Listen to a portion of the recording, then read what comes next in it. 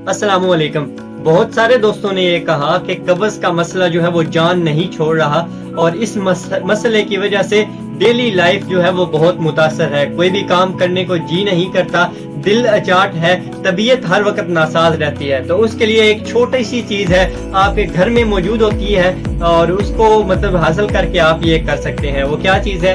पुदीना इसे कहते हैं। पुदीने की एक गड्डी लीजिए, उसका आधी गड्डी आप इस्तेमाल कर सकते हैं। उसका कहवा बनाइए, गुड़ से मीठा करके उसको पीजिए। 1-2 दिन करने से इंशाअल्लाह ताला आपका निज़ाम मुकम्मल तौर पे ऐसे जैसे नए सिरे से तामीर हो जाएगा।